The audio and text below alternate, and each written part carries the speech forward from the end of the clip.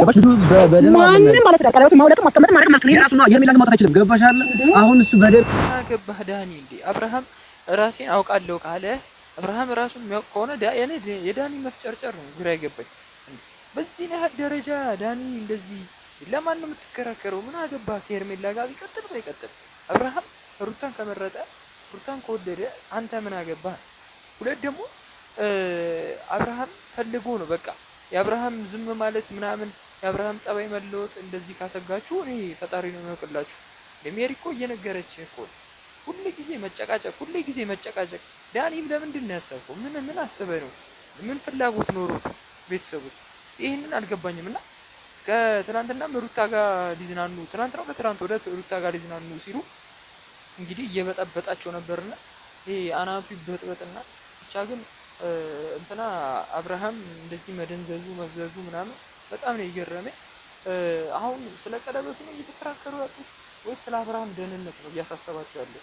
እንዴ በቃ ሩታ ስላሸነፈች እንግዲህ ዳኒ እንደዚህ በጣም ብግን ማለቱ ነው የገረመኝ።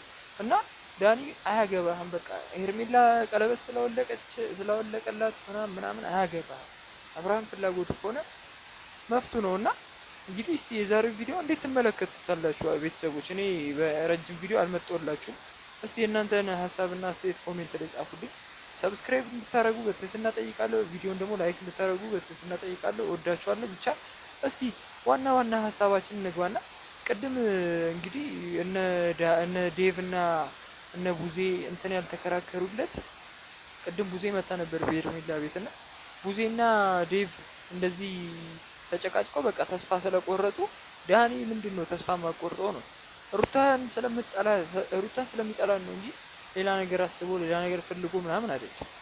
ይህ ግልጽ ነው እና የዳኒ አስተሳሰብ ገብቶናል። እንግዲህ ዳኒ እባክህ እንደዚህ አይነት ነገር ተው በቃ ፍታ። ምንም ደስ አይልም። በቃ ከሩታም ከአብርሃምም ህይወት ሊወጣ ያልቻለ ሰው ዳኒ ነውና ዳኒ እባክህ ውጣላቸው በቃ እኛ የምንልህ ይሄ ነው እንጂ ሌላ ነገር አንልህ። በዛ ላይ ደግሞ ሩታ ለምን በቃ ዝም የምትለው ምክንያት ወይ አብርሃምን በቃ ታሸሸው ወይ ደግሞ በቃ የሆነ ቦታ ከሀገር ቢወጡል ደስ ይለኛል። ሩታና አብርሃም ማለት ነው እንዴ ዳኒ በዚህ ልክ መጨቃጨቅ ምናቸውም አይደለህም እንዴ?